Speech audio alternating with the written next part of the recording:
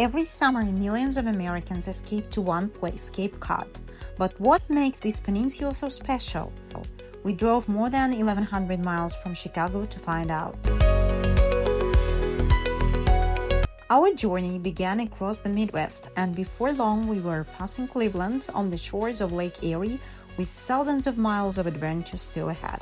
As we headed farther east, busy cities gave way to endless green forests, quiet country roads, and some of the most beautiful scenery of the American Northeast. Our first major stop was Niagara Falls. We planned to see one of the world's greatest natural wonders after dark. We arrived to Niagara Falls. We are trying to find the waterfalls, the viewpoint.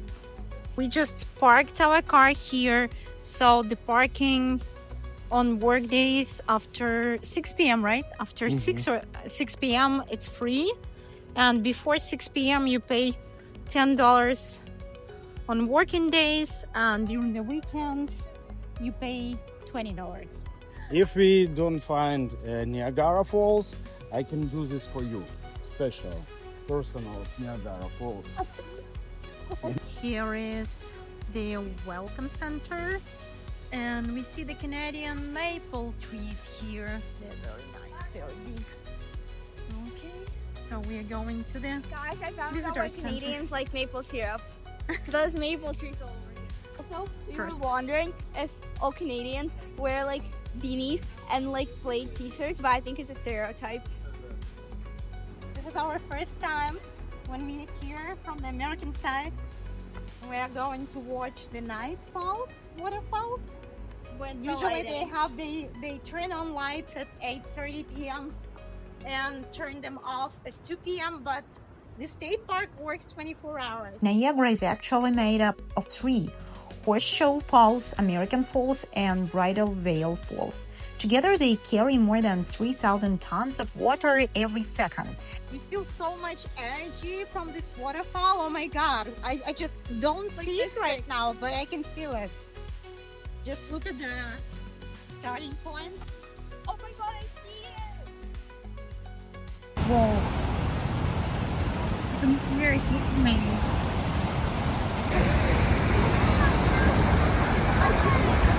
The falls were created over 12,000 years ago when glaciers from the last ice age melted and carved this incredible landscape. We visited the American side, where you can get amazingly close to the water. Instead of simply looking at the falls from a distance, you can actually hear the roaring water, feel the mist on your face, and experience its incredible force. So finally we got here and we see Niagara Falls for the first time.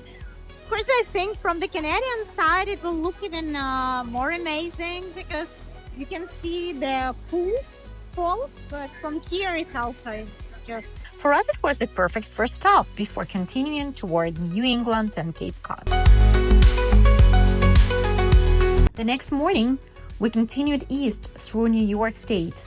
Crossing another beautiful bridge, every American road trip deserves at least one stop at Cracker Barrel. The country-style comfort food is always reliable, but the real attraction is the enormous gift shop, filled with nostalgic toys, old-fashioned candy. Even if you are not hungry, it's worth stopping just to browse around. We liked the food, and we really liked the history of this restaurant. It was named after the tables that they had actually on barrels full of crackers. For our stay, we chose Pilgrim Sands on Long Beach. Our hotel is first line. So the rooms are not very big, but quite nice and renovated.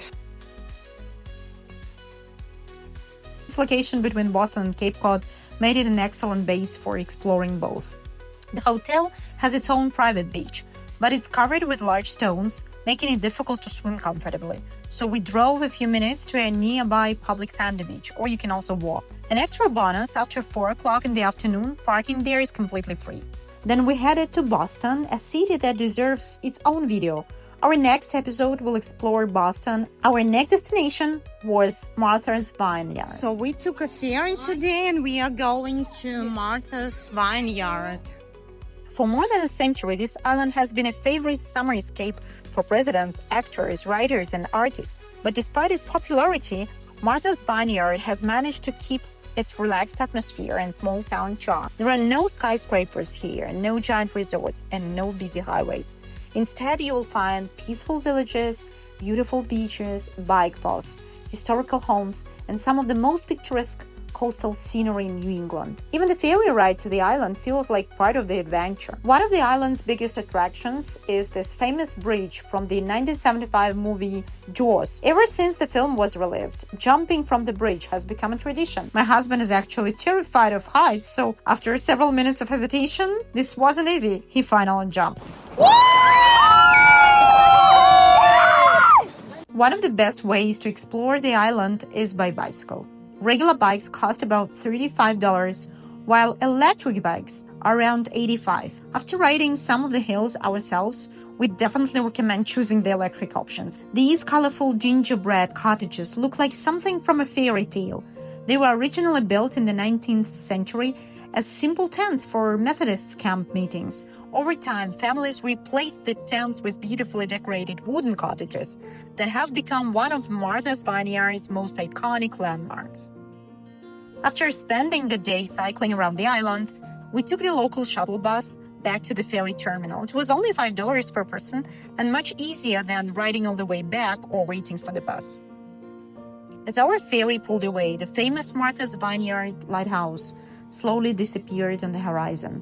A perfect ending to a wonderful day. The following morning, we drove to Provincetown, at the very tip of Cape Cod, where our whale watching adventure was about to begin. Before spotting any whales, we saw something very unusual, a giant ocean sunfish, also known as a mola mola.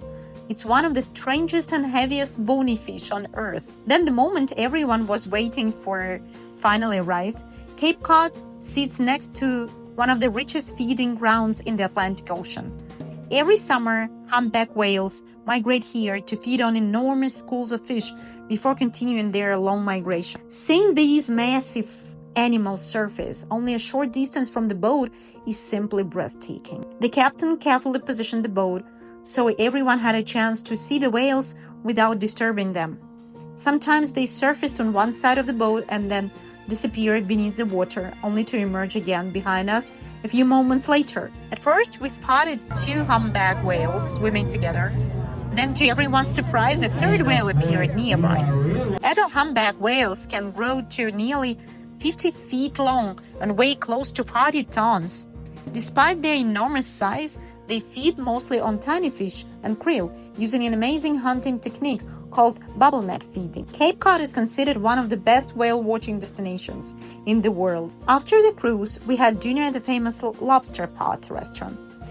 Interestingly, much of the seafood caught of Cape Cod is exported overseas, especially to Asian markets.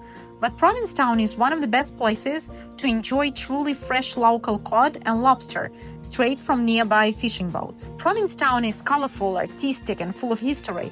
The Pilgrims first landed here in 1620 before continuing on to Plymouth. No trip to Cape Cod is complete without homemade ice cream. Small family-owned shops create unique flavors using fresh local ingredients, and choosing just one flavor turned out to be much harder than we expected. Provincetown has attracted artists for more than 100 years. Today you'll find dozens of galleries, studios, handmade crafts, and street performers. Creativity seems to be part of everyday life here. Our final stop was Coast Guard Beach, consistently ranked among the best beaches in America. Protected by the Cape Cod National Seashore, this coastline remains remarkably wild. After spending several days here, we finally understood why Americans love Cape Cod so much. It's not about luxury hotels or amusement parks. It's about something much more valuable, a place where history, nature, and small coastal towns have remained almost unchanged for generations. You can watch whales in the morning, explore islands by bicycle, eat seafood caught just hours earlier, walk along some of America's most beautiful beaches, and end the day with a quiet Atlantic sunset. Cape Cod offers something that's becoming increasingly rare: privacy, authenticity, rich American history, and wild natural beauty all in one destination. In our next video, we'll take you to Boston and Harvard University to explore one of the most historic cities in America. Make sure to subscribe so you don't miss it.